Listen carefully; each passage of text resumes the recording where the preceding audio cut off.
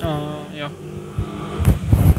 I don't know how well I can express this in words. I'm not just poetry and stuff, so I'll be just reading things for this. Yeah, I'll give an example. Let's see if I can read it. It's a book. I'm not. It's a book. It's a poetry about who. It's a poetry about love. I think mga tula ng pag-ibig. It says Archie. It says right there. Yeah. Habang wala pa sila. By Juan Miguel Severo. I'll be reading this just to see if I can really read well. I'll be reading Isang Bulalakaw.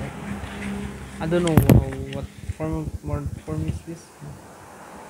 I don't know if you can see it. Can't see it. I'll just put a picture. No, I'm not gonna do that. I'm just reading it. Isang bulalakaw.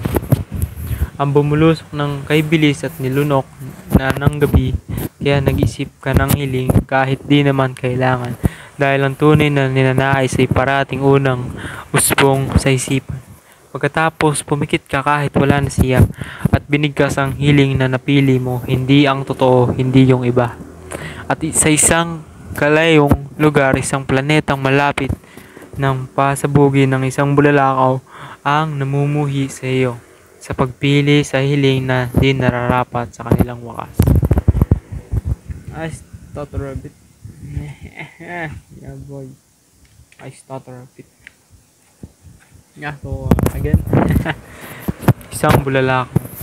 Ang bumubulusok ng kaibilis at nilulunok na ng gabi. Kaya nag-isip ka ng hiling kahit di naman kailangan, dahil ang tunay na ninanais ay parating unang uusbong sa isipan. Pagkatapos, pumikit ka kahit wala na siya at binigkas ang hiling na napili mo, hindi yung totoo, hindi yung iba. At sa isang kalilayong lugar, isang planetang malapit ng pasabugin ng isang bulalakaw ang namumunhi sa iyo sa pagpili sa hiling na di nararapat sa kanilang wakas.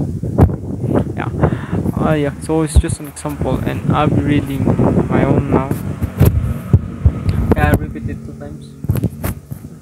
Isang bulalakaw. So mine is dapat. I don't know how to really express words well. Yeah. I'll just try my best to this one, my writing note. Karapat dapat ka sa karya ng aking buwan. Ikaw ang bituin na nakikita ko kapag tumitingin ako sa malayo sa liwanag ng buwan. Ikaw ang lilim na liwanag na hinahanap ko sa dilim. Ikaw ay kinikilala ng aking apoy na patuloy na nagniningas. Nahanap ka ng aking isip para sa kapayapaan at pinapatnubayan ako ng aking puso. Bawat takbang na tinatahak, tumataas ang tibok nito. Bawat sandali na ikay kausap, nakukumpleto ako. Sa bawat sulyap ko sa paligid, nakikita ko ang iyong magandang ngiti. Nang magtama ang ating mga mata, ang oras ay nagyelo. Ang iyong tingin ay kasing lalim ng isang karagatan. Kung may mga hamon, ako ang iyong numero unong taga-suporta. Habang tayo tumatanda at mas marupok, lagi kong itatago ang ating mga alaala sa isang ligtas na lugar. Tunay sa aking puso. Kung ang pagiging tapat ay hindi sapat upang bumuo na isang wagas na pag-ibig, ay ano? Just wanted to ask that question. Don't know how well. Let's see. Yeah, my first publisher. Don't know. I don't expect it to go well. It's good. It's just a way for me to that brightness. Just a way for me to express what I've written, something. But yeah. Bye bye.